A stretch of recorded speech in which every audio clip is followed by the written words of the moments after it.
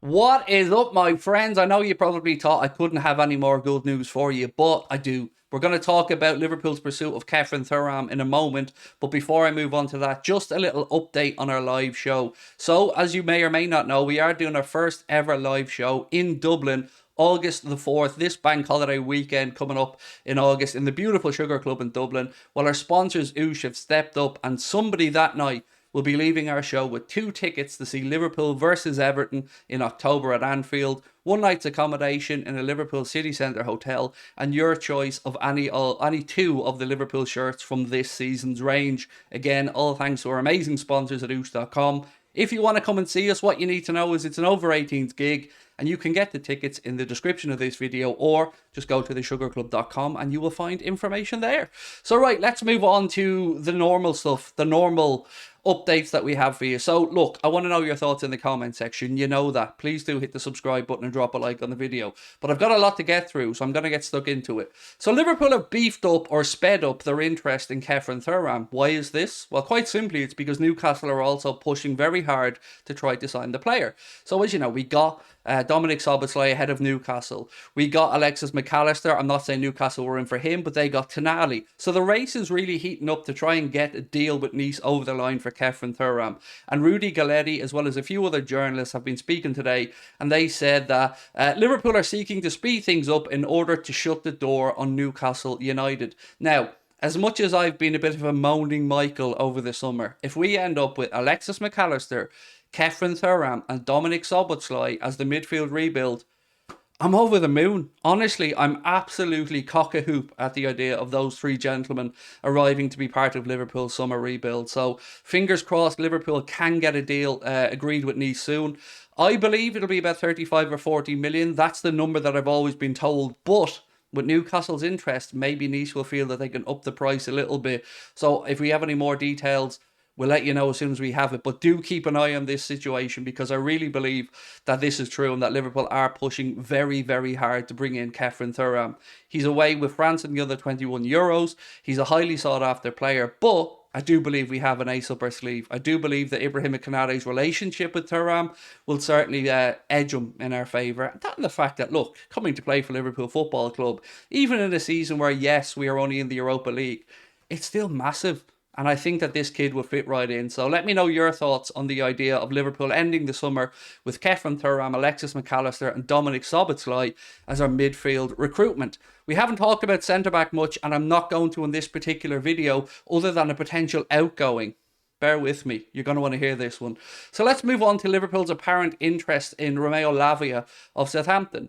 Now, Empire of the Cop were speaking to Jacob Tanswell of The Athletic, and he said to them that he believes that Liverpool is his most likely destination. So we know that there were a couple of clubs, Liverpool, Chelsea, really pushing hard for Romeo Lavia, and price ranges seem to be about 45 to 50 million pound.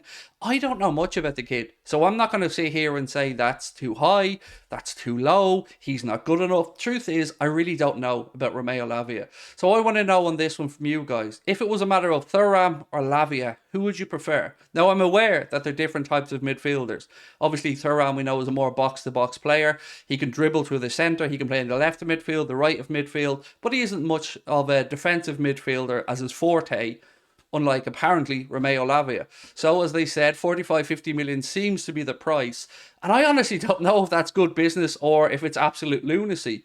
I'd rather see Liverpool linked to the likes of Lavia than Gravenberch personally, because people who know football and people who've told me about this kid say that there is a huge talent there.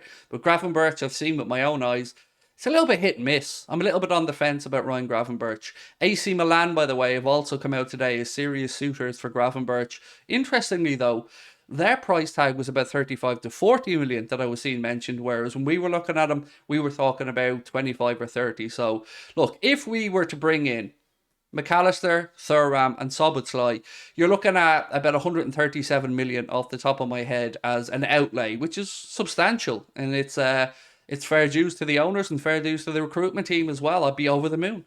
Now, I do want to give you an update on Szoboszlai. He has done the lean, according to Dave O'Cop. So he's been pictured with the shirt, probably done his media duties.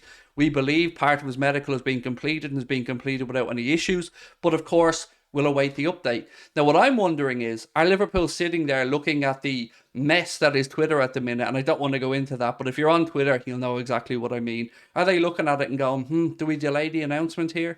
Do we wait until Twitter resolves those issues, or do people stop being angry? I honestly don't know. I'm excited. I'm waiting. I will be live streaming until about 10:30 p.m. tonight on Twitch if you want to come and join us. So you again find the link to that in the description of the video.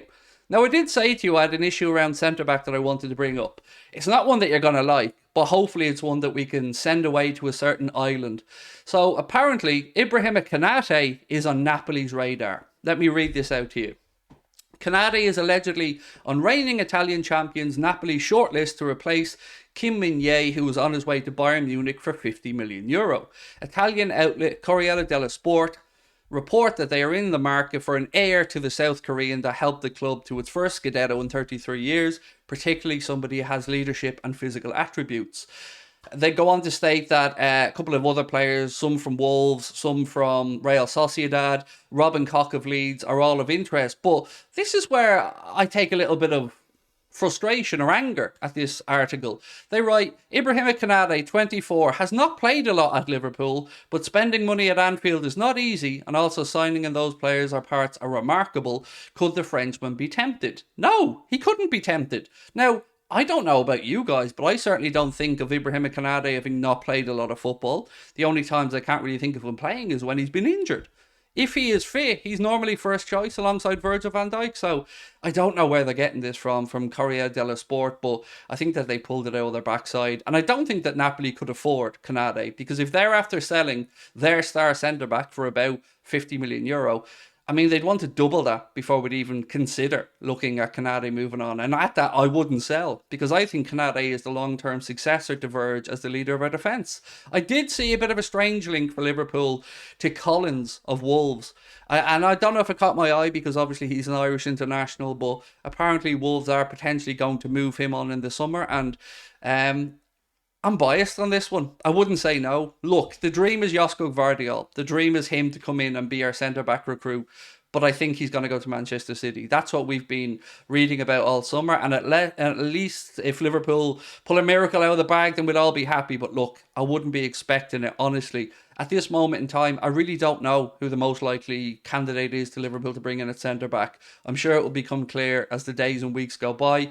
But again, I just want to commend the club, the owners, Jurgen, the recruitment team, and everybody on this midfield rebuild, because as much as I was frustrated, as much as we are hearing mixed things on social media and on TV, the club have gone out and done it, and the club are doing it very well, and I'm very, very happy with the business. I'm very excited to look forward to the next season. So, it's over to you now. Let me know your thoughts in the comment section. Please do drop a like on the video, and of course, hit that subscribe button. I'll catch up with you real soon. Much love. Bye-bye.